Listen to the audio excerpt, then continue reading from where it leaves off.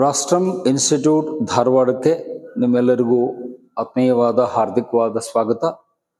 ನಾನು ಇವತ್ತು ನಿಮಗೆ GS ಮುಖ್ಯ ಪರೀಕ್ಷೆಯಲ್ಲಿ ಮೇನ್ಸ್ ಮುಖ್ಯ ಪರೀಕ್ಷೆಯಲ್ಲಿ ಬರುವಂಥ ಒಂದು 250 ಅಂಕಗಳ ಪತ್ರಿಕೆಯ ಕುರಿತು ಒಂದು ಚಿಕ್ಕ ಪ್ರಾಸ್ತಾವಿಕೆಯನ್ನ ಪರಿಚಯವನ್ನ ನಿಮಗೆ ನಾನು ಮಾಡಿಕೊಡ್ತೇನೆ. ಆ ಪತ್ರಿಕೆಯ ಹೆಸರೇನು ಅಂದ್ರೆ ಎಥಿಕ್ಸ್, ಇಂಟೆಗ್ರಿಟಿ ಅಂಡ್ ಆಪ್ಟಿಟ್ಯೂಡ್ ಅಂತ ಇಂಗ್ಲಿಷಲ್ಲಿ ಹೇಳ್ತಾರೆ. ಕನ್ನಡದಲ್ಲಿ ನೈತಿಕತೆ, ಚಾರಿತ್ರ್ಯ ಮತ್ತು ಸಾಮರ್ಥ್ಯ ಅಂತ ನಾವು ಅದನ್ನ ಅನುವಾದ ಮಾಡ್ತೇವೆ. ಸೊ ಇದನ್ನ 250 ಅಂಕಗಳಿಗೆ ಯಾಕೆ UPSC ಅವರು ಇಟ್ರು ಅಂದ್ರೆ, ಮುಂಚೆ ಇದು ಇರಲಿಲ್ಲ. ನಾವೆಲ್ಲ ನಿಮ್ಮ ಹಾಗೆ ಪರೀಕ್ಷೆ ಬರೀಬೇಕಾದಾಗ ಈ ಪತ್ರಿಕೆ ಇರಲಿಲ್ಲ. 2015ರಲ್ಲಿ UPSC ಅವರು ಇದನ್ನ ಸಿಲೆಬಸ್ಗೆ ಇಂಟ್ರೊಡ್ಯೂಸ್ ಮಾಡಿದ್ರು. ಕಾರಣ ಏನು, ಯಾಕೆ ಮಾಡಿದ್ರು ಅಂದ್ರೆ, ಇವತ್ತು ನಮ್ಮ ಸಮಾಜದಲ್ಲಿ ಈ ನೈತಿಕ ಮೌಲ್ಯಗಳ ಒಂದು ಅಧಪತನ ಆಗ್ತಾ ಇದೆ. ಯಾರೂ ನೈತಿಕ ಮೌಲ್ಯಗಳನ್ನ ಅನುಸರಿಸ್ತಾ ಇಲ್ಲ.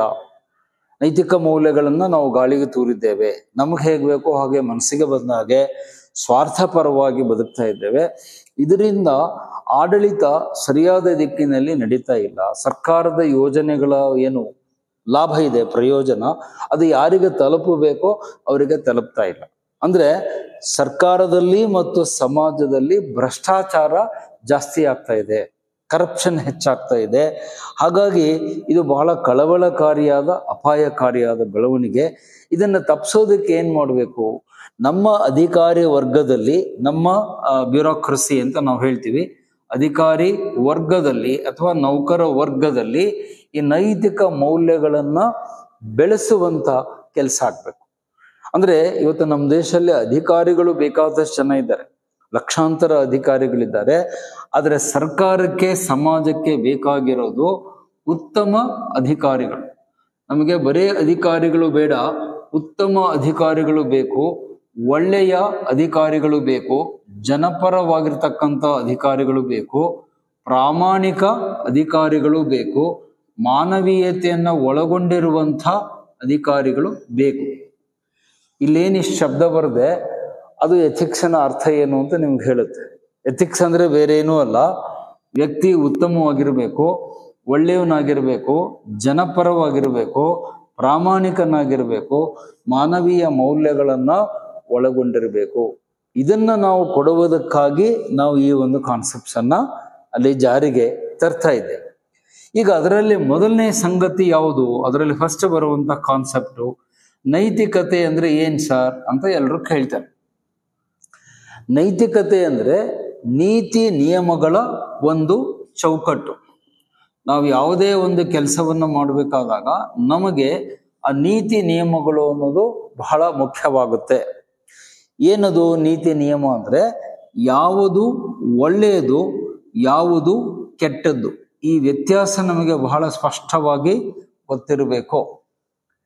ಯಾವುದು ಒಳ್ಳೆಯದು, ಯಾವುದು ಕೆಟ್ಟದ್ದು, ಯಾವುದು ಸರಿ, ಯಾವುದು ತಪ್ಪು, ಯಾವುದು ನ್ಯಾಯ, ಯಾವುದು ಅನ್ಯಾಯ, ಈ ಕಲ್ಪನೆ ನಮಗೆ ಬಹಳ ಸ್ಪಷ್ಟವಾಗಿರ್ಬೇಕು. ಸರ್ಕಾರಿ ನೌಕರಿಯಲ್ಲಿ ಕೆಲಸ ಮಾಡುವವರಿಗೆ ನಮ್ಮ ಗಮನ ಈ ಕಡೆ ಇರಬೇಕು. ನನ್ಗೆ ಸರ್ಕಾರಿ ಕಚೇರಿಯಲ್ಲಿ ಕೂತು ಕೆಲಸ ಮಾಡಬೇಕಾದಾಗ ನೀವು ಯಾವ ಹುದ್ದೆಯಲ್ಲಾದರೂ ಇರಲಿ, DC ಇರಲಿ, ಗ್ರಾಮ ಪಂಚಾಯತಿ ಕ್ಲಾರ್ಕ್ ಇರಲಿ, ಟೈಪಿಸ್ಟ್ ಇರಲಿ, CTO ಇರಲಿ, ಒಬ್ಬ DYSP ಇರಲಿ, ನಾನು ಮಾಡ್ತಾ ಇರೋ ಕೆಲಸ ಒಳ್ಳೆಯದ ಅಥವಾ ಕೆಟ್ಟದ್ದ, ನಾನು ಮಾಡ್ತಾ ಇರೋ ಕೆಲಸ ಸರಿನಾ ತಪ್ಪ, ನಾನು ತಗೊಳ್ತಾ ಇರೋ ನಿರ್ಧಾರ ನ್ಯಾಯದಿಂದ ಕೂಡಿದೆಯಾ ಅನ್ಯಾಯದಿಂದ ಈ ಒಂದು ತಿಳುವಳಿಕೆ ನಮ್ಮಲ್ಲಿ ಬಂದ್ರೆ ಅದನ್ನೇ ನೈತಿಕತೆ ಅಂತ ಹೇಳ್ತೀವಿ. ಅಂದ್ರೆ ನಾನು ಸರಿಯಾದದ್ದನ್ನೇ ಮಾಡ್ತೇನೆ. ಅದು ನಮ್ಮ ಹಿಂದಿನ ಕಾಲದಲ್ಲಿ ಹಿರಿಯರು ವೇದಗಳಲ್ಲಿ ಏನ್ ಹೇಳಿದ್ರು ಅಂದ್ರೆ, ಆ ಒಂದು ಪ್ರಶ್ನೆಯನ್ನ ಕೇಳ್ತಾರೆ. ಜನಕ ಮಹಾರಾಜ ಆ ಪ್ರಶ್ನೆಯನ್ನು ಕೇಳ್ತಾನೆ, ಧರ್ಮ ಯಾವುದು ಅಂತ ಕೇಳಿದಾಗ ಅದಕ್ಕೆ ಜನಮೇಜಯ ಋಷಿಗಳು ಹೇಳ್ತಾರೆ, ಸತ್ಯಂ ವದ ಧರ್ಮಂ ಚರ ಅಂತ. ಸತ್ಯಂ ವದ ಧರ್ಮಂ ಚರ ಅಂದ್ರೆ ಸತ್ಯವನ್ನ ಹೇಳುವುದು, ಧರ್ಮವನ್ನ ಆಚರಣೆ ಮಾಡುವುದು. ಸತ್ಯವನ್ನ ನುಡಿಯುವುದು, ಧರ್ಮವನ್ನ ಆಚರಿಸುವುದೇ ನಮ್ಮ ಬದುಕಿನ ಉದ್ದೇಶ ಅಂತ ಅಲ್ಲಿ ಋಗ್ವೇದದ ಒಂದು ಸಂಹಿತೆಯಲ್ಲಿ ಬರುತ್ತೆ. ಜನಮೇಜಯ ಮಹಾರಾಜ ಹೇಳ್ತಾನೆ. ಅದನ್ನೇ ಮುಂದೆ ಭೀಷ್ಮರು ನಿಮ್ಮ ಮಹಾಭಾರತದ ಅಂತ್ಯದಲ್ಲಿ ಭಗವದ್ಗೀತೆ ಬರುತ್ತೆ. ಅಲ್ಲಿ ಒಂದು ಭೀಷ್ಮನ ಒಂದು ಉಪದೇಶ ಬರುತ್ತೆ. ಅವನು ಸಾಯೋದಕ್ಕಿಂತ ಮುಂಚೆ ಪಾಂಡವರಿಗೆ ಉಪದೇಶ ಮಾಡ್ತಾರೆ. ಆ ಭೀಷ್ಮ ಪರ್ವದಲ್ಲಿ ಭೀಷ್ಮಾಚಾರ್ಯರು ಕೂಡ ಇದನ್ನೇ ಹೇಳ್ತಾರೆ. ಸತ್ಯಂ ವದ ಧರ್ಮಂ ಚರ. ಅರಸನಾದವನು ಸತ್ಯ ನುಡಿಬೇಕು, ಧರ್ಮ ಆಚರಣೆ ಮಾಡಬೇಕು. ಇಲ್ಲಿ ಧರ್ಮ ಅಂದ್ರೆ ಏನು, ನಾವು ತಿಳ್ಕೊಂಡಿರೋ ಅರ್ಥದಲ್ಲ. ಅಂದ್ರೆ ದೇವಾಲಯಕ್ಕೆ ಹೋಗೋದು, ತೆಂಗಿನಕಾಯಿ ಹೊಡಿಯೋದು, ಬಾಳೆಹಣ್ಣು ತಗೊಂಡು ಹೋಗೋದು ಅದಲ್ಲ. ಇಲ್ಲಿ ಧರ್ಮ ಅಂದ್ರೆ ಒಳ್ಳೆಯದು. ಧಾಯತೆ ಇತಿ ಧರ್ಮ ಅಂತ ಹೇಳ್ತಾರೆ. ಧಾರಯಾತ್ ಇತಿ ಧರ್ಮ. ಯಾವುದು ಈ ಭೂಮಿಯನ್ನ ಗಟ್ಟಿಯಾಗಿ ಹಿಡಿದು ನಿಲ್ಲಿಸ್ತಾ ಇದೆಯೋ ಆ ಶಕ್ತಿಯೇ ಧರ್ಮ. ಧರ್ಮದಲ್ಲಿ ಯಾವತ್ತೂ ಒಳ್ಳೇದಿರುತ್ತೆ, ಸರಿಯಾದದ್ದಿರುತ್ತೆ, ನ್ಯಾಯ ಇರುತ್ತೆ.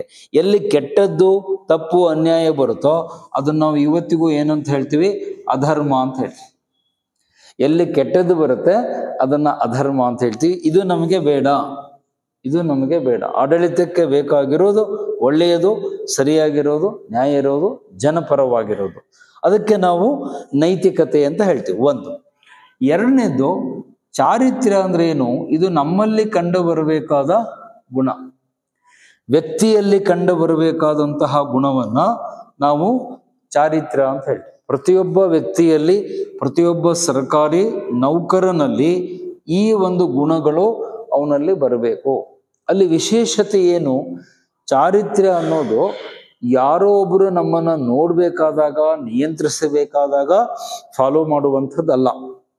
ಅಂದ್ರೆ ಅದೊಂಥರ ಆಡಂಬರದ ತೋರಿಕೆಯ ಸಂಗತಿ ಅಲ್ಲ. ಚಾರಿತ್ರ್ಯ ಅಂತ ಯಾವುದು ಕರಿತೀವಿ ಅಂದ್ರೆ, ಯಾರೂ ನಿಮ್ಮನ್ನ ನೋಡದೇ ಇದ್ದಾಗ, ಯಾರೂ ನಿಮ್ಮನ್ನ ಕಂಟ್ರೋಲ್ ಮಾಡದೇ ಇದ್ದಾಗ, ಯಾರೂ ನಿಮ್ಮನ್ನ ಪರಿಶೀಲನೆ ಮಾಡದೇ ಇದ್ದಾಗಲೂ ಕೂಡ ನೀವು ಒಳ್ಳೆಯವರಾಗಿರಬೇಕು.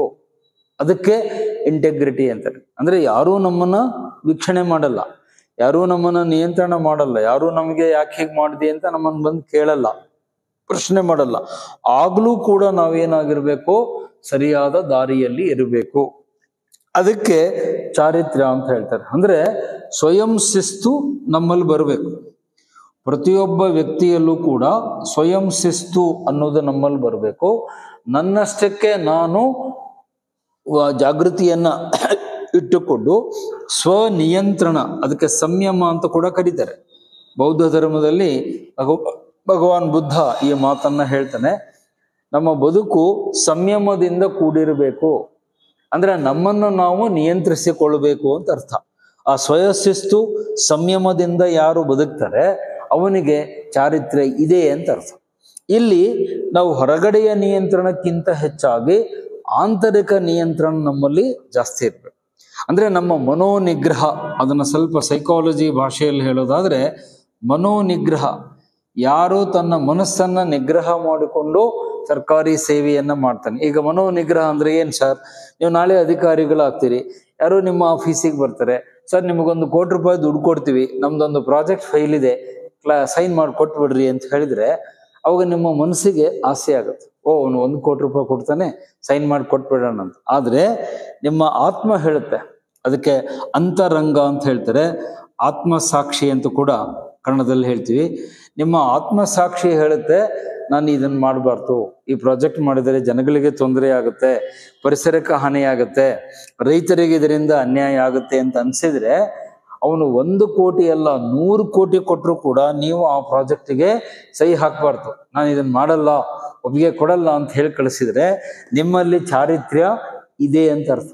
ಅವನು ದುಡ್ಡು ಕೊಡ್ತಾನೆ ಅಂತ ಹೇಳಿ ನೀವು ಸೈನ್ ಹಾಕ್ಬಿಟ್ರೆ ನಿಮಗೇನೋ ಹಣ ಬರಬಹುದು, ಆದ್ರೆ ಮುಂದೆ ಜನರ ಬದುಕು ಬಹಳ ದುರ್ಭರವಾಗುತ್ತೆ, ಜನಗಳಿಗೆ ಬಹಳ ಕಷ್ಟ ಆಗುತ್ತೆ, ದೇಶಕ್ಕೆ ಅದರಿಂದ ಮಾರಕವಾಗುತ್ತೆ, ಸಮಾಜಕ್ಕೆ ತೊಂದರೆಯಾಗುತ್ತೆ, ಮತ್ತೆ ಪರಿಸರಕ್ಕೆ ಹಾನಿ ಆಗುತ್ತೆ, ಮರಗಿಡಗಳು ಹಾಳಾಗ್ತವೆ, ಪ್ರಾಣಿ ಪಕ್ಷಿಗಳು ಹಾಳಾಗ್ತವೆ, 108 ಸಮಸ್ಯೆಗಳನ್ನ ಮುಂದೆ ಎದುರಿಸ್ಬೇಕಾಗುತ್ತೆ. ಅಂದ್ರೆ ಅದನ್ನ ಚಾರಿತ್ರ್ಯ ಅನ್ನೋದನ್ನ ಒಂದು ಮಾತಲ್ಲಿ ಹೇಗೆ ಹೇಳ್ತೀನಿ ಅಂದ್ರೆ, ವ್ಯಕ್ತಿ ಹಿತಕ್ಕಾಗಿ ಸಮಾಜದ ಹಿತವನ್ನ ಬಲಿ ಕೊಡಬೇಡಿ.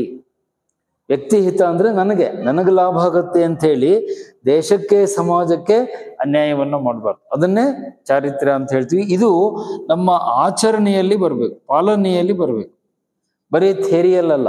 ನಾನು ಈಗ ಹೇಳ್ದೆ ನೀವು ಕೇಳ್ಬಿಟ್ರೆ ಚಾರಿತ್ರ್ಯ ಇದೆ ಅಂತ ನಾನು ಹೇಳಲ್ಲ. ನಿಮ್ಮ ಲೈಫಲ್ಲಿ ಅದು ಹಾಸುಹೊಕ್ಕಾಗಿ ಬರಬೇಕು. ನೀವು 30 ವರ್ಷ ಗೌರ್ಮೆಂಟ್ ಸರ್ವಿಸ್ ಮಾಡ್ತೀರಿ ಅಂದ್ರೆ ಆ 30 ವರ್ಷ ರಿಟೈರ್ಮೆಂಟ್ ಆಗೋವರೆಗೂ ಕೂಡ ಒಂದೇ ಒಂದು ದಿವಸ ಕೂಡ ನೀವು ಲಂಚ ತೆಗೆದುಕೊಳ್ಬಾರ್ದು, ₹1 ಕೂಡ. ನಮ್ಮಲ್ಲಿ ಕೆಲವರು ಇದ್ದಾರೆ, ಸರ್ ನಾವೇನು ಭಾಳ ತಗೊಳ್ಳಲ್ಲ ಸರ್, ಬರೀ ₹10 ತಗೋತೀವಿ ಅಂತ. ₹10 ತಗೊಂಡ್ರು ನಾನ್ಸೆನ್ಸೆ, ₹100 ತಗೊಂಡ್ರು ನಾನ್ಸೆನ್ಸೆ, 1 ಕೋಟಿ ತಗೊಂಡ್ರು ನಾನ್ ಸೆನ್ಸೆ. ಸೊ ಲಂಚವೇ, ಅಲ್ಲಿ 1 ರೂಪಾಯಿ 1 ಲಕ್ಷ ಅನ್ನೋ ಪ್ರಶ್ನೆ ಇಲ್ಲ. ನಾನು ಇನ್ನೊಬ್ಬರ ದುಡ್ಡನ್ನು ಮುಟ್ಟಬಾರ್ದು. ಅದನ್ನ ಬಸವಣ್ಣವರು ವಚನದಲ್ಲಿ ಹೇಳ್ತಾರೆ, ಛಲಬೇಕು ಶರಣಂಗೆ ಪರಧನವನೊಲ್ಲೆನೆಂಬ ಅಂತ ಬಸವಣ್ಣವರು 12ನೇ ಶತಮಾನದಲ್ಲೇನೆ ಹೇಳಿದ್ದಾರೆ. ಸೊ ಹಾಗಾಗಿ ಚಾರಿತ್ರ್ಯ ಅನ್ನೋದು ಆ ವ್ಯಕ್ತಿಗೆ ಇಂಡಿವಿಜುವಲ್ ಆಗಿ ಅಪ್ಲೈ ಆಗುವಂತಹ ಕ್ವಾಲಿಟಿ. ಇನ್ನು ಇವೆರಡೂ ಬಂದ ಮೇಲೆ 3ನೇ ಕಾನ್ಸೆಪ್ಟ್ ಇಲ್ಲಿ ಬರುತ್ತೆ. ಸಾಮರ್ಥ್ಯ ಅನ್ನೋದೇನು ಅಂದ್ರೆ ಅದರಲ್ಲಿ 2 ಸಂಗತಿಗಳನ್ನು ನೀವು ನೋಟ್ ಮಾಡ್ಬೇಕು. ಒಂದು, ಅದನ್ನ ಕಲಿಯಬೇಕಾದ ಸಾಮರ್ಥ್ಯ ನಿಮ್ಮ ಬಳಿ ಇದೆ. ಅದನ್ನ ಇಂಗ್ಲಿಷ್ ನಲ್ಲಿ ಎಬಿಲಿಟಿ ಅಂತ ಹೇಳ್ತೀವಿ. ಸಾಮರ್ಥ್ಯ ಅಂದ್ರೆ ಎಬಿಲಿಟಿ. ಇನ್ನೊಂದು ಆಸಕ್ತಿ, ಅದನ್ನು ಕಲೀಲಿಕ್ಕೆ ನಿಮ್ಮಲ್ಲಿ ಇಂಟ್ರೆಸ್ಟ್ ಇರಬೇಕು. ಯಾವುದೇ ಒಂದನ್ನು ಕಲಿಯುವುದಕ್ಕೆ ನಮ್ಮಲ್ಲಿ ಆಸಕ್ತಿ ಇರಬೇಕು. ಅಂದ್ರೆ ಈ ಇಂಟೆಗ್ರಿಟಿ ಅನ್ನೋದನ್ನಾಗ್ಲಿ ಅಥವಾ ನೈತಿಕತೆ ಅನ್ನುವಂಥದ್ದನ್ನಾಗ್ಲಿ ಕಲಿಯುವ ಸಾಮರ್ಥ್ಯ ನಮ್ಮ ದೇಶದ ಎಲ್ಲ ನಾಗರಿಕರಲ್ಲೂ ಆ ಸಾಮರ್ಥ್ಯ ಇದೆ. ನಮ್ಮ ದೇಶದ ಎಲ್ಲ ಅಧಿಕಾರಿಗಳಲ್ಲೂ ಆ ಸಾಮರ್ಥ್ಯ ಇದೆ. ಅವರು ಗ್ರೂಪ್ ಎ ಇರ್ಬೋದು, ಗ್ರೂಪ್ ಬಿ ಇರ್ಬೋದು, ಕ್ಲಾಸ್ 1 ಇರ್ಬೋದು, ಕ್ಲಾಸ್ 2 ಇರ್ಬೋದು, ಸೆಂಟ್ರಲ್ ಗೌರ್ಮೆಂಟ್ ಇರ್ಬೋದು, ರಾಜ್ಯ ಸರ್ಕಾರ ಇರ್ಬೋದು. ಯಾವುದೇ ಸರ್ಕಾರಿ ನೌಕರನಿಗೆ ಈ ಸಾಮರ್ಥ್ಯ ಇರುತ್ತೆ. ಪ್ಲಸ್ ಅದನ್ನ ಕಲಿಯಬೇಕು ಎನ್ನುವ ಆಸಕ್ತಿ. ಇದನ್ನ ನಾನು ಕಲ್ತ್ರೆ ನಾನೊಬ್ಬ ಒಳ್ಳೆಯ ಅಧಿಕಾರಿ ಆಗಬಲ್ಲೆ. ಇವತ್ತು ನಮ್ಮ ದೇಶಕ್ಕೆ ಬೇಕಾಗಿರೋದು ಒಳ್ಳೆಯ ಅಧಿಕಾರಿಗಳು. ಇದು ನಮ್ಮ ಅಗತ್ಯ. ಅಧಿಕಾರಿಗಳಲ್ಲ. ನೀವು ಬರೇ ಅಧಿಕಾರಿಗಳು ಅಂತ ಹೇಳಿದ್ರೆ ಅಂಥವ್ರು ಬೇಕಾದಷ್ಟು ಜನ ಈಗ ನಮ್ಮ ಎದುರುಗಡೆ ಇದ್ದಾರೆ. ಅವರಿಂದ ಏನು ನಮಗೆ ಒಳ್ಳೇದಾಗ್ತಾ ಇಲ್ಲ. ಒಳ್ಳೆಯ ಅಧಿಕಾರಿಗಳು, ಜನಪ್ರಿಯ ಅಧಿಕಾರಿಗಳು, ಜನಪರ ಅಧಿಕಾರಿಗಳು, ದೇಶದ ಪರವಾಗಿ ಕೆಲಸ ಮಾಡುವವರು. ನೀವು ಹಿಂದೆ ಎಲ್ಲ ನೋಡಿದೆ, ಸರ್ ಎಂ ವಿಶ್ವೇಶ್ವರಯ್ಯನವರು ದಿವಾನರಾಗಿದ್ದಾಗ ಅವರ ಆಡಳಿತ ಹೇಗಿತ್ತು, ಅವರೆಷ್ಟು ಜನಪರವಾಗಿ ಒಳ್ಳೆ ಕೆಲಸ ಮಾಡಿದ್ರು. ಮತ್ತು ತಮ್ಮ ಸ್ವಂತಕ್ಕಾಗಿ ಯಾವುದನ್ನು ಕೂಡ ವಿಶ್ವೇಶ್ವರಯ್ಯನವರು ಬಳಸ್ಕೊಳ್ಳಿಲ್ಲ. ನಿಮ್ಗೆ ಗೊತ್ತಿದೆ, ಅವ್ರ ಬಗ್ಗೆ ಹೆಚ್ಚೀಗ ನಾನು ಮಾತನಾಡ್ಲಿಕ್ಕೆ ಹೋಗಲ್ಲ. ಕಚೇರಿಯ ಅವಧಿ ಮುಗಿದ ಮೇಲೆ ಅವರು ಕಾಲ್ನಡಿಗೆಯಿಂದ ನಡ್ಕೊಂಡು ಹೋಗ್ತಾ ಇದ್ರು. ರಾಜ್ಯದ ದಿವಾನರಾಗಿದ್ರು ಕೂಡ ಬರಿಗಾಲಿಂದ ನಡ್ಕೊಂಡು ಹೋಗ್ತಿದ್ರಂತೆ. ಯಾಕೆ ಅಂತ ಕೇಳಿದ್ರೆ, ಆಫೀಸ್ ಕೆಲಸಕ್ಕಷ್ಟೇ ನನಗೆ ಮಹಾರಾಜರು ಕಾರ್ ಕೊಟ್ಟಿದ್ದಾರೆ, ಈಗ ಆಫೀಸಿನ ಕೆಲಸ ಮುಗೀತು, ನಾನು ಕಾರ್ ಬಳಸಲ್ಲ ಅಂತ ಹೇಳಿ ಕಾರ್ ಅಲ್ಲೇ ನಿಂದಿರಿಸಿ ನಡ್ಕೊಂಡು ಹೋಗ್ತಿದ್ದಾರಂತೆ ವಿಶ್ವೇಶ್ವರಯ್ಯ. ಇದನ್ನ ಯಾಕೆ ಹೇಳಿದೆ ಅಂದ್ರೆ, ಯಾವುದನ್ನ ಯಾವ ಉದ್ದೇಶಕ್ಕೆ ಕೊಟ್ಟಿದ್ದಾರೆ ಅದಕ್ಕೆ ಬಳಸಬೇಕು ಅನ್ನುವ ಪ್ರಜ್ಞೆ ಇದ್ರೆ ಅದೇ ಇಂಟೆಗ್ರಿಟಿ, ಅದೇ ಚಾರಿತ್ರ್ಯ. ಆದರೆ ಇವತ್ತು ನಮ್ಮಲ್ಲಿ ಸರ್ಕಾರಿ ಅಧಿಕಾರಿಗಳು ತಮಗೆ ಕೊಟ್ಟಿರುವ ಎಲ್ಲಾ ಸೌಲಭ್ಯವನ್ನ ತಮ್ಮ ಪ್ರೈವೇಟ್ ಕೆಲಸಕ್ಕೆ ಬಳಸ್ಕೊಳ್ತಾರೆ. ಮನೆ ಕಿರಾಣಿ ಸಾಮಾನು ತರೋದಕ್ಕೆ ಗೌರ್ಮೆಂಟ್ ಕಳಿಸ್ತಾರೆ. ತಮ್ಮ ಮನೆಯಲ್ಲಿರೋ ಮಕ್ಕಳನ್ನ ಶಾಲೆ ಕಳಿಸೋದಕ್ಕೆ ಸರ್ಕಾರಿ ವೆಹಿಕಲ್ ಬಳಸ್ತಾರೆ. ಫ್ರೀಯಾಗಿ ಫೋನ್ ಬಿಲ್ಗಳು ಕೊಟ್ಟಿರ್ತಾರೆ. ಮನೆಯಲ್ಲಿ ಹರಟೆ ಹೊಡೆಯೋದಕ್ಕೆ ಗೌರ್ಮೆಂಟ್ ಸಿಮ್ ಅನ್ನ ಬಳಸ್ಕೊಳ್ತಾರೆ. ಮತ್ತೆ ಜನಗಳ ಕಷ್ಟ ತಿಳಿಲಿ ಓಡಾಡ್ಲಿಕ್ಕೆ ಅಂತ ವೆಹಿಕಲ್ ಕೊಟ್ರೆ, ಇವರು ಊರ್ ನೋಡ್ಲಿಕ್ಕೆ, ಸೈಟ್ ಮಾಡ್ಲಿಕ್ಕೆ, ಪಿಕ್ನಿಕ್ ಹೋಗ್ಲಿಕ್ಕೆ ಸರ್ಕಾರಿ ವಾಹನ ಬಳಸ್ತಾರೆ. ಇದು ಎಥಿಕ್ಸ್ ಆಗಲ್ಲ, ಅದನ್ನ ಇಂಟೆಗ್ರಿಟಿ ಅನ್ನಲ್ಲ. ನಿಮಗೆ ಯಾವ ಉದ್ದೇಶಕ್ಕೆ ಏನನ್ನ ಸರ್ಕಾರ ಕೊಟ್ಟಿದೆ ಅದೇ ಉದ್ದೇಶಕ್ಕೆ ಬಳಸಬೇಕು. ನಮ್ಮ ಸ್ವಂತದಕ್ಕಾಗಿ ಏನನ್ನೂ ಬಳಸಬಾರ್ದು ಅನ್ನೋದು ಒಂದು. ಇನ್ನೊಂದು, ಈ ಸಾಮರ್ಥ್ಯ ಮತ್ತು ಆಸಕ್ತಿ ಎರಡೂ ಸೇರಿದಾಗ ಅದ್ಭುತವಾಗಿ ಒಂದು ರಿಸಲ್ಟ್ ಆಗುತ್ತೆ. ಏನು? ಅದನ್ನ ವೃತ್ತಿಪರತೆ ಅಂತ ಕರಿತೀವಿ, ಪ್ರೊಫೆಷನಲಿಸಮ್. ಇಲ್ಲಿ ನಾಗರಿಕ ಸೇವೆ ಅನ್ನೋದು ಒಂದು ಜಾಬ್ ಅಲ್ಲ. ಆಮೇಲೆ ಬಹಳ ಜನ ಇದನ್ನ ತಪ್ಪಾಗಿ ತಿಳ್ಕೊಳ್ತಾರೆ. ನಾಗರಿಕ ಸೇವೆ ಅಥವಾ ನೌಕರಶಾಹಿ ಅನ್ನೋದು ಒಂದು ಜಾಬ್ ಅಲ್ಲ, ಹೊಟ್ಟೆಪಾಡಿಗೆ ಮಾಡುವಂತಹ ಒಂದು ಕೆಲಸ ಅಲ್ಲ. ಅದು ವೃತ್ತಿ, ಅದೊಂದು ಪ್ರೊಫೆಷನ್ ಅಂತ ಹೇಳ್ತೀವಿ. ಅದು ವೃತ್ತಿಪರತೆ ಆಗ್ಬೇಕು. ನೀವು ಆ ವೃತ್ತಿಯಲ್ಲಿ ನಿರತರಾಗಬೇಕು. ನಾನು ದೇಶ ಸೇವೆಯನ್ನ ಮಾಡಬೇಕು. ಸರ್ಕಾರದ ಸೇವೆ ಅಂದ್ರೆ ಅದು ದೇಶ ಸೇವೆ. ನಮ್ಮ ಕೆಂಗಲ್ ಹನುಮಂತಯ್ಯನವರು ಬೆಂಗಳೂರಿನಲ್ಲಿ ಆ ವಿಧಾನಸೌಧದ ಮುಂಬಾಗಿಲಿನ ದ್ವಾರಕ್ಕೆ ಮೇಲ್ಗಡೆ ಏನ್ ಬರ್ಸಿದ್ದಾರೆ? ಸರ್ಕಾರದ ಸೇವೆ ಜನರ ಸೇವೆ, government work is God's work ಅಂತ ಅಲ್ಲಿ ಬೆಂಗಳೂರಲ್ಲಿ ವಿಧಾನಸೌಧದ ಮೇನ್ ಡೋರಿಗೆ ಎಂಟ್ರೆನ್ಸ್ ಅಲ್ಲಿ ಬರ್ಸಿದ್ದಾರೆ. ಅದು ಬರೇ ಬರೆಯೋದಕ್ಕಲ್ಲ, ಅದು ಆಕ್ಚುಯಲ್ ಆಗಿ ನಾವು ಒಂದು ತಿಳ್ಕೊಳ್ಬೇಕು. ಆ ವೃತ್ತಿಪರತೆ ನಮ್ಮಲ್ಲಿ ಬರಬೇಕು. ನಾನು ಸರ್ಕಾರಿ ಸೇವೆಯನ್ನ ನನಗೋಸ್ಕರವಾಗಿ ಮಾಡ್ತಾ ಇಲ್ಲ, ದೇಶಕ್ಕಾಗಿ ಮಾಡ್ತಿದ್ದೇನೆ, ಸಮಾಜಕ್ಕಾಗಿ ಮಾಡ್ತಿದ್ದೇನೆ, ಜನಗಳ ಒಂದು ಉದ್ಧಾರಕ್ಕಾಗಿ ನಾನು ಮಾಡ್ತಿದ್ದೇನೆ. ನಾನು ಮಾಡುವ ಸೇವೆಯಿಂದ ಭಾರತ ಒಂದು ಮುಂದುವರೆದ ರಾಷ್ಟ್ರ ಆಗಬೇಕು, ಭಾರತದ ಸಮಸ್ಯೆಗಳು ಬಗೆಹರಿಬೇಕು, ಭಾರತದಲ್ಲಿರುವಂತಹ ಜನರಿಗೆ ನ್ಯಾಯವನ್ನ ಒದಗಿಸಿಕೊಡ್ಬೇಕು. ಮತ್ತೆ ಎಲ್ಲಕ್ಕಿಂತ ಹೆಚ್ಚಾಗಿ ವೃತ್ತಿಪರತೆ ಎಲ್ಲಿರುತ್ತೋ ಅಲ್ಲಿ ನಿಮಗೆ ಸಂತೃಪ್ತಿಯ ಭಾವನೆ ಬರುತ್ತೆ. ನಾನು ಮಾಡಿದ ಕೆಲಸ ನಮಗೆ ಖುಷಿ ಕೊಡ್ಬೇಕು. ನೀವೊಬ್ಬ ಡಾಕ್ಟರ್ ಆದ್ರೆ ಆ ಡಾಕ್ಟರ್ ಕೆಲಸದಿಂದ ನಿಮಗೆ ಖುಷಿ ಆಗ್ಬೇಕು. ನೀವೊಬ್ಬ ಇಂಜಿನಿಯರ್ ಆದ್ರೆ ಇಂಜಿನಿಯರ್ ಕೆಲಸದಿಂದ ನಿಮಗೆ ಖುಷಿ ಸಿಗಬೇಕು. ನೀವೊಬ್ಬ ಟೀಚರ್ ಆದ್ರೆ ಪಾಠ ಮಾಡೋದ್ರಿಂದ ನಿಮಗೆ ಖುಷಿ ಸಿಗ್ಬೇಕು. ನಿಮ್ಮ ಕೆಲಸ ನಿಮಗೆ ಖುಷಿಯನ್ನ ಕೊಟ್ರೆ ಅದನ್ನೇ ನಾವು ವೃತ್ತಿಪರತೆ, ವೃತ್ತಿ ಸಂತೃಪ್ತಿ ಅಂತ ಹೇಳಿ. ಇವತ್ತು ನಮ್ಮಲ್ಲಿ ಬಹಳ ಜನ ಕೆಲಸ ಮಾಡ್ತೇವೆ, ಆದ್ರೆ ಅದರಿಂದ ಖುಷಿ ಬರಲ್ಲ. ಮತ್ ನೀವು ಅವ್ರನ್ನ ನೇರವಾಗಿ ಕೇಳ್ರಿ, ಮತ್ತೆ ಯಾಕ್ರಿ ಕೆಲಸ ಮಾಡ್ತೀರಿ ಅಂದ್ರೆ ಅವ್ರು ಓಪನ್ ಆಗಿ ಹೇಳ್ತಾರೆ, ಸಂಬಳ ಬರ್ಬೇಕಲ್ಲ ಸರ್ ನಮ್ಗೆ ಅಂತ.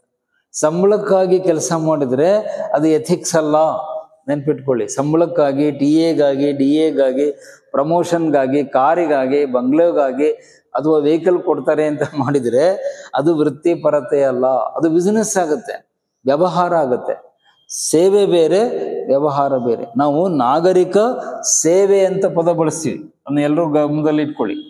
ನಾಗರಿಕ ಸೇವೆ ಅನ್ನೋ ಶಬ್ದ ಬಳಸ್ತೀವಿ ಹೊರತು ನಾಗರಿಕ ವ್ಯವಹಾರ ಅಲ್ಲ, ಬಿಸಿನೆಸ್ ಅಲ್ಲ ಇದು.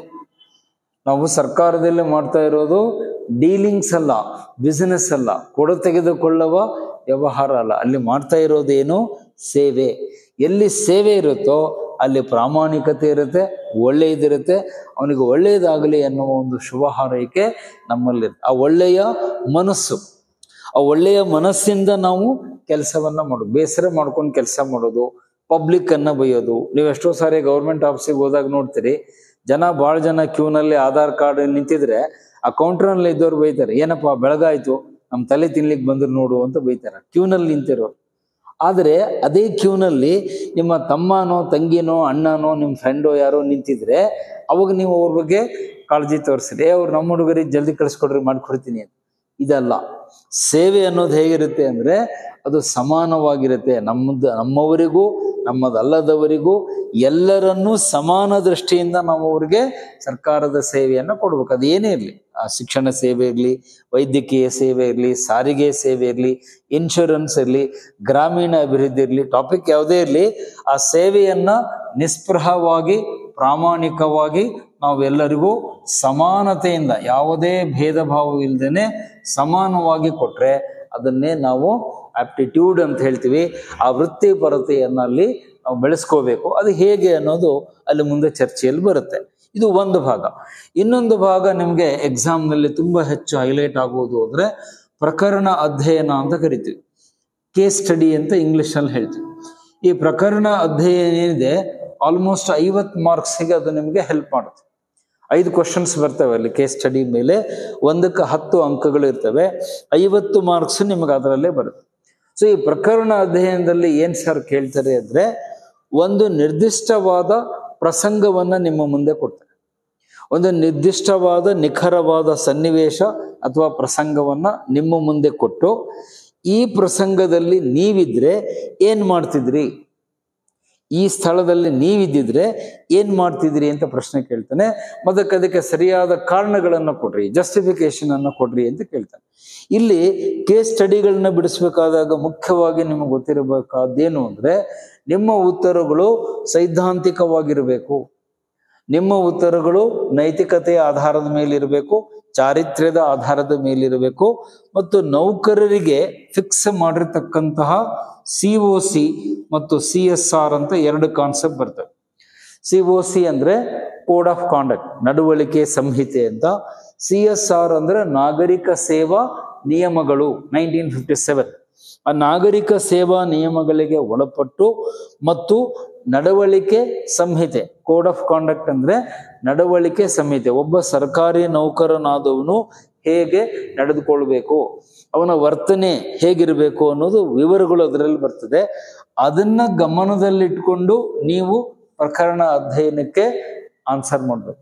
ಆನ್ಸರ್ ಕೊಡ್ಬೇಕಾದಾಗ ನಿಮ್ಮ ಉತ್ತರ ಇದಕ್ಕೆ ಬದ್ಧವಾಗಿರ್ಲಿ, ನಿಮ್ಮ ಉತ್ತರ COCಗೆ ಬದ್ಧವಾಗಿರ್ಲಿ, ನಿಮ್ಮ ಉತ್ತರ ನೈತಿಕ ಕಲ್ಪನೆಗಳಿಗೆ ಪೂರಕವಾಗಿಲ್ಲ, ಅದಕ್ಕೆ ವಿರುದ್ಧವಾದ ಆನ್ಸರ್ಗಳನ್ನ ನೀವಲ್ಲಿ ಕೊಡಬಾರದು. ಅವಾಗ ನಿಮ್ಮ ಉತ್ತರಗಳು ಸರಿಯಾಗ್ತವೆ. ಒಂದು. ಎರಡನೇದು, ಪ್ರಕರಣ ಅಧ್ಯಯನದಲ್ಲಿ ನೀವು ವಿಶೇಷವಾಗಿ ಗಮನ ಕೊಡಬೇಕಾಗಿದ್ದೇನು ಅಂದ್ರೆ, ಕೇವಲ ತೋರಿಕೆಗಾಗಿ ಅಂತ ನೀವು ಉತ್ತರ ಕೊಡಬೇಡಿ. ನಮ್ಮಲ್ಲಿ ಬಹಳ ವಿದ್ಯಾರ್ಥಿಗಳು ಈ ತಪ್ಪು ಮಾಡ್ತಾರೆ. ಅಂದ್ರೆ ನೇಮ್ ಸೇಕ್, ಸುಮ್ಮನೆ ಏನೋ ಅವರು ನೋಡ್ತಾರೆ ಮೆಚ್ಚಲಿಕ್ಕೆ ಅಂತ ಕೊಡಬೇಡಿ. ನೀವು ನಿಜವಾಗಿಯೂ ಅದನ್ನು ಮಾಡ್ತೀರಾ ಅನ್ನೋದನ್ನ ಗಮನದಲ್ಲಿಟ್ಟು ನೀವು ಉತ್ತರ ಕೊಡ್ಬೇಕು. ಅಂದ್ರೆ ಪ್ರಾಕ್ಟಿಕಲಿ ನೀವು ಅದನ್ನ ಮಾಡ್ತೀವಿ ಅನ್ನೋದು ನಿಮಗೆ ಭರವಸೆ ಇದ್ರೆ ಅದನ್ನ ಉತ್ತರವಾಗಿ ನೀವು ಟಿಕ್ ಮಾಡಬೇಕು. ಈಗ ಅದಕ್ಕೊಂದು ಸಣ್ಣ ಉದಾಹರಣೆ ಕೊಡ್ತೇನೆ. ಲಾಸ್ಟ್ ಟೈಮ್ ಇದರಲ್ಲಿ ಅದನ್ನ ಎಕ್ಸಾಮ್ ನಲ್ಲಿ ಕೇಳಿದ್ರು. ಏನಂತ, ನೀವು ಒಬ್ಬ ಅಭ್ಯರ್ಥಿ ಸಂದರ್ಶನ ಕೊಡ್ಲಿಕ್ಕೆ ಅಂತ UPSC ಹೊರಟಿದ್ದೀರಿ. ಮಾರ್ಗ ಮಧ್ಯದಲ್ಲಿ ಒಂದು ರೋಡ್ ಆಕ್ಸಿಡೆಂಟ್ ಆಗುತ್ತೆ, ರಸ್ತೆ ಅಪಘಾತ ಆಗುತ್ತೆ. ಅವನು ಕೆಳಗೆ ಬಿದ್ದು ರಕ್ತಸ್ರಾವವಾಗಿ ಒದ್ದಾಡ್ತಾ ಇರ್ತಾನೆ. ನೀವು ಅವನನ್ನ ನೋಡ್ತೀರಿ. ಆದ್ರೆ ನಿಮಗೆ ಸಂದರ್ಶನಕ್ಕೆ ಟೈಮ್ ಆಗಿದೆ, ಇನ್ನು ಅರ್ಧ ಗಂಟೆ ಇದೆ. ನೀವು ಇಂಟರ್ವ್ಯೂ ಹಾಲಿಗೆ ಅಲ್ಲಿಗೆ ಹೋಗ್ಬೇಕು. ಆದ್ರೆ ಎದುರುಗಡೆ ರೋಡಲ್ಲಿ ಆಕ್ಸಿಡೆಂಟ್ ಆಗಿರೋ ವ್ಯಕ್ತಿಯನ್ನು ನೋಡಿದ್ದೀರಿ. ಆ ವ್ಯಕ್ತಿಯ ಬೆಂಬಲಕ್ಕೆ ಯಾರೂ ಬರ್ತಾ ಇಲ್ಲ, ಅವ್ನು ಕಿರಿಸ್ತಾ ಇದ್ದಾನೆ, ನೋವಾಗಿದೆ, ರಕ್ತ ಬೀಳ್ತಾ ಇದೆ. ಈಗ ನೀವೇನ್ ಮಾಡ್ತೀರಿ ಅಂತ ಪ್ರಶ್ನೆ ಕೇಳಿದ್ದಾನೆ, ಕೇಸ್ ಸ್ಟಡಿ ಅದು. ಅವಾಗ ಬಹಳ ಜನ ವಿದ್ಯಾರ್ಥಿಗಳು ಏನು ಉತ್ತರ ಕೊಡ್ತೀರಿ ನೀವು? ಇಲ್ಲ ಸರ್, ನಾವು ಆ ವ್ಯಕ್ತಿಗೆ ಉಪಚಾರ ಮಾಡ್ಲಿಕ್ಕೆ ಹೋಗ್ತೀವಿ, ಅವನ್ನ ಆಸ್ಪತ್ರೆಗೆ ಕರ್ಕೊಂಡು ಹೋಗಿ ಇದ್ ಮಾಡ್ತೀವಿ ಅಂತ ಎಲ್ಲ ಉತ್ತರಗಳು ಹಾಕ್ತಾರೆ. ಬಟ್ ಇಂಟರ್ವ್ಯೂನಲ್ಲಿ ಅವ್ರಿಗೆ ಏನ್ ಪ್ರಶ್ನೆ ಕೇಳಿದಂದ್ರೆ, ನೀವು ಆಕ್ಚುಲಿ ಹಿಂಗ್ ಮಾಡ್ತೀರಾ? ಮಾಡಲ್ಲ. ಸುಮ್ಮನೆ ನೀವು ಉತ್ತರಕ್ಕಾಗಿ ಬರ್ದಿದ್ದೀರಿ. ಯಾಕೆ? ಇನ್ನು ಅರ್ಧ ಗಂಟೆಗೆ ನೀವು ಇಂಟರ್ವ್ಯೂ ಕೊಡ್ಲಿಕ್ಕೆ ಬರ್ಬೇಕು. ಆ ಅರ್ಧ ಗಂಟೆ ಮಿಸ್ ಆದ್ರೆ ನಿಮ್ ಸಂದರ್ಶನ ತಪ್ಪುತ್ತೆ. ಸಂದರ್ಶನ ತಪ್ಪಿದ್ರೆ ನೀವು ಮುಂದೆ IAS ಆಗಲ್ಲ, IPS ಆಗಲ್ಲ. ಆ ಅವಕಾಶ ಹೊರಟೋಯ್ತು. ಆಕ್ಚುಲಿ ಯಾವುದಕ್ಕೆ ಅವರು ಉತ್ತರ ಸರಿ ಅಂತ ಕೊಟ್ಟಿದ್ದಾರೆ ಅಂದ್ರೆ, ಆ ಸಂದರ್ಭವನ್ನು ನೋಡಿ ಹತ್ತಿರದಲ್ಲಿರುವ ಪೊಲೀಸರಿಗೆ ಡಯಲ್ ಮಾಡಿ, 100 ನಂಬರಿಗೆ ಡಯಲ್ ಮಾಡಿ, ಆಂಬ್ಯುಲೆನ್ಸಿಗೆ ಡಯಲ್ ಮಾಡಿ, ನಾನು ಹಿಂಗೆ ರಸ್ತೆಗೆ ಹೋಗ್ತಾ ಇದ್ದೆ, ಈ ತರ ಅಪಘಾತ ಆಗಿದೆ, ನೀವು ದಯವಿಟ್ಟು ಬಂದು ಆ ಒಬ್ಬ ಅದಕ್ಕೆ ಗುರಿಯಾದ ವ್ಯಕ್ತಿಯನ್ನ ರಕ್ಷಣೆ ಮಾಡಿ, ನಾನು ಸಂದರ್ಶನಕ್ಕೆ ಹೋಗ್ಬೇಕಾಗಿದ್ದರಿಂದ ನನಗೆ ಸಮಯ ಆಗ್ತಾ ಇದೆ, ನಾನು ಇಂಟರ್ವ್ಯೂಗೆ ಹೋಗ್ತೀನಿ, ನೀವು ಅದನ್ನು ಫಾಲೋ ಅಪ್ ಮಾಡಿ ಅಂತ ಮಾಹಿತಿಯನ್ನು ಕೊಟ್ಟು ಹೋಗೋದು ನಿಮ್ಮ ಕೆಲಸ. ಅಲ್ಲಿ ನೀವೇ ಅದನ್ನು ಮಾಡ್ತಾ ಕೊಡೋದಲ್ಲ. ಅದಕ್ಕೆ ಡಯಲ್ 100 ಇದೆ, ಆಂಬ್ಯುಲೆನ್ಸ್ 108 ಇದೆ, ಅದು ಕೊಟ್ರೆ ಅವ್ರು ಬಂದು ಮಾಡ್ತಾರೆ. ಆದ್ರೆ ಬಹಳ ಹುಡುಗರು ಅಲ್ಲಿ ಆನ್ಸರ್ ಹೆಂಗ್ ಬರ್ಬಿಡ್ತಾರೆ ಅಂದ್ರೆ, ನಾನೇ ಹೋಗಿ ಅವನಿಗೆ ಫಸ್ಟ್ ಏಡ್ ಮಾಡಿ ಆ ಆಸ್ಪತ್ರೆಗೆ, ಅವೆಲ್ಲ ಸುಳ್ಳು ಉತ್ತರಗಳು. ಆ ಥರ ಬಂದ್ರೆ 0 ಮಾರ್ಕ್ಸ್ ಬರುತ್ತೆ. ಯಾಕೆ ಇದನ್ನು ಹೇಳಿದೆ ಇಲ್ಲಿ ಉದಾಹರಣೆಗಾಗಿ ಅಂದ್ರೆ, ಪ್ರಕರಣ ಅಧ್ಯಯನದಲ್ಲಿ ತುಂಬಾ ಪ್ರಾಕ್ಟಿಕಲ್ ಆಗಿ ಉತ್ತರ ಬರಿಬೇಕು. ನೀವು ಸುಮ್ಮನೆ ಏನೋ ನಮ್ಮ ವಿದ್ಯಾರ್ಥಿಗಳ ಭಾಷೆಯಲ್ಲಿ ಹೇಳೋದಾದ್ರೆ ಬಿಲ್ಡಪ್ ಕೊಡೋದು ಅಂತಾರೆ. ಬಿಲ್ಡಪ್ ಕೊಡೋ ಉತ್ತರಗಳು ಬರೆದ್ರೆ ಅಲ್ಲಿ ಸ್ಕೋರ್ ಆಗಲ್ಲ. ನಿಮ್ಗೆ 10ಕ್ಕೆ 1-2 ಮಾರ್ಕ್ಸ್ ಕೊಡ್ತಾರೆ. ಪ್ರಾಕ್ಟಿಕಲ್ ಆಗಿ ನೀವು ಏನ್ ಮಾಡ್ತೀರೋ ಅದನ್ನೇ ಆಕ್ಚುಯಲ್ ಇರೋದನ್ನ ಬರಿಬೇಕು. ಆಮೇಲೆ ನಾನು ನಿಮಗೆ ಅದನ್ನ ತರಗತಿಯಲ್ಲಿ ಹೇಳ್ಕೊಡ್ತೇನೆ. 100 ಪ್ರಕರಣ ಅಧ್ಯಯನವನ್ನ ನಾನೇ ಕ್ಲಾಸಲ್ಲಿ ಬಿಡಿಸ್ತೇನೆ, ಈ ಕ್ವಶನ್ಗೆ ಹೆಂಗೆ ಆನ್ಸರ್ ಮಾಡಬೇಕು ಅಂತ. ಇನ್ನು ಕೊನೆಯದು ಇದರಲ್ಲಿ ಬರ್ತಕ್ಕಂಥದ್ದು ಎಥಿಕ್ಸ್ ಪೇಪರಲ್ಲಿ ಅಂದ್ರೆ, ಮೇಲ್ನೋಟಕ್ಕೆ ಈ ಪತ್ರಿಕೆ ನಿಮ್ಗೇನ್ ಅನ್ಸುತ್ತೆ? ತುಂಬಾ ಸರಳ ಅನ್ಸುತ್ತೆ. ಏನ್ ಸರ್ ಇದೆಯಂದು ಒಂದು 250 ಮಾರ್ಕ್ಸಿಗೆ ಬರೆಯುವಂತ ವಿಷಯ ಇದೆಯಾ? ಏನ್ ಒಳ್ಳೇದು ಏನ್ ಕೆಟ್ಟದ್ದು ನಮ್ಗೆ ಗೊತ್ತೇ ಇದೆ, ಅದೆಲ್ಲ ಯಾಕೆ ಅಂತ. ಆದ್ರೆ ವಸ್ತುಸ್ಥಿತಿ ಹಾಗಲ್ಲ. ಆ ಚಾಪ್ಟರ್ ಒಳಗಡೆ ಹೋದ್ಮೇಲೆ ತುಂಬಾ ಟೆಕ್ನಿಕಲ್ ಪಾಯಿಂಟ್ಸ್ಗಳು ಬರ್ತವೆ, ತಾಂತ್ರಿಕವಾದ ವಿಷಯಗಳು ಬರ್ತವೆ, ಟೆಕ್ನಿಕಲ್ ಕಾನ್ಸೆಪ್ಟ್ಸ್ ಬರ್ತವೆ, ಕೆಲವು ಸಿದ್ಧಾಂತಗಳು ಬರ್ತವೆ, ಕೆಲವು ಚಿಂತಕರು ಬರ್ತಾರೆ, ಪಾಶ್ಚಾತ್ಯ ಚಿಂತಕರು, ಭಾರತೀಯ ಚಿಂತಕರು ಬರ್ತಾರೆ. ಅವರ ಕಲ್ಪನೆಗಳೇನು ಅನ್ನೋದ್ರ ಬಗ್ಗೆ ಪ್ರಶ್ನೆ ಕೇಳ್ತಾನೆ. ಮತ್ತೆ ಕೆಲವು ಪೈ ಚಾರ್ಟ್ಗಳು ಬರ್ತವೆ, ಡಯಾಗ್ರಾಮ್ ಬರ್ತವೆ, ಫ್ಲೋ ಚಾರ್ಟ್ ಬರ್ತವೆ. ಅವನ್ನೆಲ್ಲ ನೀವು ಅಲ್ಲಿ ಓದ್ಬೇಕಾಗುತ್ತೆ. ಅವೆಲ್ಲ ನಾವು ಹಿಂದೆ ಓದಿರಲ್ಲ. ಆ ಟೆಕ್ನಿಕಲ್ ವಿಷಯಗಳನ್ನ ತಿಳ್ಕೊಂಡ್ರೆ ಮಾತ್ರ ನೀವು ಈ ಪತ್ರಿಕೆಯಲ್ಲಿ ಚೆನ್ನಾಗಿ ಉತ್ತರ ಬರೀಲಿಕ್ಕೆ ಸಾಧ್ಯ ಆಗುತ್ತೆ. ಅವುಗಳ ಅಧ್ಯಯನವನ್ನ ಮಾಡ್ತಾ ಮಾಡ್ತಾ ನಿಮ್ಗೆ ಗೊತ್ತಾಗುತ್ತೆ. But at the same time ತುಂಬಾ ಕಷ್ಟಕರವಾದ ಪತ್ರಿಕೆ ಅಂತ ನಾನೇನು ಹೇಳಲ್ಲ. ನನ್ನ ಪ್ರಕಾರ ಇಲ್ಲಿಯವರೆಗೆ ನನ್ನ 10 ವರ್ಷದ ಟೀಚಿಂಗ್ ಅನುಭವದಲ್ಲಿ ಈ ಪತ್ರಿಕೆಯಲ್ಲಿ ಕನಿಷ್ಠ 100-115 ಅಂಕಗಳನ್ನ ನಮ್ಮ ವಿದ್ಯಾರ್ಥಿಗಳು ತಗೊಂಡಿದ್ದಾರೆ. ಇಲ್ಲಿವರೆಗೆ 100 to 115 ಆರಾಮ್ಸೆ ಸ್ಕೋರ್ ಮಾಡಿದ್ದಾರೆ 250ಕ್ಕೆ. ಸೊ ಅಷ್ಟು ನೀವು ಕೂಡ ಮಾಡಲಿಕ್ಕೆ ಅವಕಾಶ ಇದೆ. ಬಟ್ ಆ ಕಾನ್ಸೆಪ್ಟ್ಸ್ಗಳನ್ನು ಸರಿಯಾಗಿ ತಿಳ್ಕೊಳ್ಬೇಕು. ಮತ್ತೆ ಕೇಸ್ ಅಧ್ಯಯನಗಳು, ಪ್ರಕರಣ ಅಧ್ಯಯನಗಳನ್ನು ಹೇಗೆ ಬಿಡಿಸಬೇಕು, ಉತ್ತರ ಹೇಗೆ ಬರಿಬೇಕು ಅನ್ನೋದನ್ನ ಸ್ವಲ್ಪ ಕಲ್ತ್ಕೊಂಡ್ರೆ ಈ ಪತ್ರಿಕೆ ನಿಮ್ಗೆ ಸ್ಕೋರ್ ಮಾಡ್ಲಿಕ್ಕೆ ತುಂಬಾ ಹೆಲ್ಪ್ ಆಗುತ್ತೆ. ಮತ್ತು ಕೊನೆಯದಾಗಿ ಒಂದು ಮಾತು ಹೇಳ್ತೇನೆ, GS ಪೇಪರಲ್ಲಿ ಬೇರೆ ಪೇಪರಲ್ಲಿ ಸ್ಕೋರ್ ಮಾಡುವುದು ಸ್ವಲ್ಪ ಕಷ್ಟ ಆಗ್ಬೋದು, ಅಂದ್ರೆ ಹ್ಯುಮ್ಯಾನಿಟೀಸ್ ಅದರ್ ಸಬ್ಜೆಕ್ಟ್ಸ್ ಅಲ್ಲಿ. ಆದರೆ ಇದರಲ್ಲಿ ಎಸ್ಸೆ ರೈಟಿಂಗು ಮತ್ತು ಎಥಿಕ್ಸ್ ಪೇಪರಲ್ಲಿ ಕನಿಷ್ಠ ನೀವು 100 ಅಂಕಗಳನ್ನು ಆರಾಮಾಗಿ ತಗೊಳ್ಬಹುದು. ನನ್ನ ಪ್ರಕಾರ 100 ಮಾರ್ಕ್ಸ್ ಎಥಿಕ್ಸ್ ಅಲ್ಲಿ, ಪ್ರಬಂಧ ಲೇಖನದಲ್ಲಿ 100, 200 ಮಾರ್ಕ್ಸ್ ನಿಮ್ಗೆ ಅಲ್ಲಿ ಬಂದ್ರೆ ಇನ್ನು 400 ಮಾರ್ಕ್ಸ್ ಅನ್ನ ಬೇರೆ ಪತ್ರಿಕೆಯಲ್ಲಿ ತಗೊಂಡು 600 ನೀವು ದಾಟಿದ್ರೆ ನೀವು IASಗೆ ಕ್ವಾಲಿಫೈ ಆಗ್ತೀರಿ, ಇಂಟರ್ವ್ಯೂಗೆ ಅರ್ಹತೆ ಬರುತ್ತೆ. ಹಾಗಾಗಿ ಸ್ಕೋರಿಂಗ್ ಮಾಡೋ ದೃಷ್ಟಿಯಿಂದ ಕೂಡ ಈ ಪತ್ರಿಕೆ ಬಹಳ ಇಂಪಾರ್ಟೆಂಟು. ಮತ್ತೆ ಇಲ್ಲಿವರೆಗೆ ಈ ಪತ್ರಿಕೆ ಮೇಲೆ ಕನ್ನಡದಲ್ಲಿ ಒಂದು ಒಳ್ಳೆ ಪುಸ್ತಕಗಳು ಇರಲಿಲ್ಲ. ನಾನು ಇತ್ತೀಚೆಗೆ ಇಂಗ್ಲಿಷ್ನಲ್ಲಿದ್ದ ಒಂದು ಪುಸ್ತಕವನ್ನ ಕನ್ನಡಕ್ಕೆ ಅನುವಾದ ಮಾಡಿದ್ದೇನೆ. ಅವರು ನಮ್ಮ ಹಳೆಯ ವಿದ್ಯಾರ್ಥಿ DK ಬಾಲಾಜಿ ಅಂತ ಅವ್ರು ಇಂಗ್ಲಿಷಲ್ಲಿ ಬರೆದಿದ್ರು. ಅದೇ ಪುಸ್ತಕವನ್ನ ನಾನು ಕನ್ನಡಕ್ಕೆ ಅನುವಾದ ಮಾಡಿದ್ದೀನಿ. ಅದು ನಿಮ್ಗೆಲ್ಲ ಮಾರುಕಟ್ಟೆಯಲ್ಲಿ ಸಿಗುತ್ತೆ. ನಾನು ಅನುವಾದ ಮಾಡಿರೋ ಪುಸ್ತಕ. ಅದರಲ್ಲಿ ಎಲ್ಲ ಕೇಸ್ ಸ್ಟಡಿಗಳನ್ನು ನಾನು ಕವರ್ ಮಾಡಿದ್ದೇನೆ ಮತ್ತು ಇಡೀ ವಿಷಯವನ್ನ, ಇಡೀ ಸಿಲೆಬಸ್ ಅನ್ನ ಪೂರ್ತಿ ಕನ್ನಡದಲ್ಲಿ ನಾನು ಬರೆದಿದ್ದೇನೆ. ನೀವು ಆಮೇಲೆ ವಿದ್ಯಾರ್ಥಿಗಳು ಆ ಪುಸ್ತಕವನ್ನ ಕನ್ನಡದಲ್ಲೇ ಓದಿ ಈ ಪೇಪರ್ ಅನ್ನ ಆರಾಮಾಗಿ ಬರೆದು ಯಾವುದೇ ಹೆಚ್ಚಿನ ತೊಂದರೆ ಇಲ್ದಂಗೆ ಬರೆದು ಪಾಸ್ ಆಗ್ಲಿಕ್ಕೆ, ಸ್ಕೋರ್ ಮಾಡ್ಲಿಕ್ಕೆ ಅವಕಾಶ ಇದೆ ಅಂತ ಹೇಳ್ತಾ, ಈ ಒಂದು ನೈತಿಕತೆ, ಚಾರಿತ್ರ್ಯ ಮತ್ತು ಸಾಮರ್ಥ್ಯ ಅನ್ನುವ ವಿಷಯದ ಕುರಿತು ಒಂದು ಚಿಕ್ಕ ಇಂಟ್ರಡಕ್ಷನ್, ಪ್ರಾತ್ಯಕ್ಷಿಕೆ ಅಥವಾ ಒಂದು ಪ್ರಸ್ತಾವನೆಯ ಮಾತುಗಳನ್ನ ಇಲ್ಲಿ ಹೇಳಿದ್ದೇನೆ. ಆನಂತರ ತರಗತಿಯಲ್ಲಿ ಡೀಟೇಲ್ ಆಗಿ, ವಿಸ್ತೃತವಾಗಿ, ಟಾಪಿಕ್ ವೈಸು, ಚಾಪ್ಟರ್ ವೈಸ್ ವಿಷಯಗಳನ್ನ ನಾವು ಚರ್ಚೆ ಮಾಡ್ತೀವಿ ಅಂತ ಹೇಳ್ತಾ, ಮತ್ತೊಮ್ಮೆ ನಿಮಗೆ ಶುಭಾಶಯಗಳು. ಮತ್ತು ನಮ್ಮ ರಾಷ್ಟ್ರಂ ಸಂಸ್ಥೆ ಧಾರವಾಡಕ್ಕೆ ನೀವು ಬಂದ್ರೆ ಇಲ್ಲಿ ಒಂದು ಒಳ್ಳೆಯ ಮಾರ್ಗದರ್ಶನ ಈ ವಿಷಯದ ಬಗ್ಗೆ ನಿಮಗೆ ಸಿಗುತ್ತೆ. ನನ್ನ ತರಗತಿಗಳನ್ನ ಇಲ್ಲಿ ನೇರವಾಗಿ, ಲೈವ್ ಆಗಿ ನೀವು ಕೇಳಬಹುದು. ಅದಕ್ಕೆ ನಿಮ್ಗೆ ಅವಕಾಶ ಇದೆ, ಅದರ ಪ್ರಯೋಜನ ಪಡ್ಕೊಳ್ಳಿ ಅಂತ ಹೇಳಿ ನಾನು ಈ ಒಂದು ಪ್ರಸ್ತಾವನೆಯ ಒಂದು ಮಾತನ್ನ ಮುಕ್ತಾಯ ಮಾಡ್ತಾ ಇದ್ದೀನಿ. ಧನ್ಯವಾದ.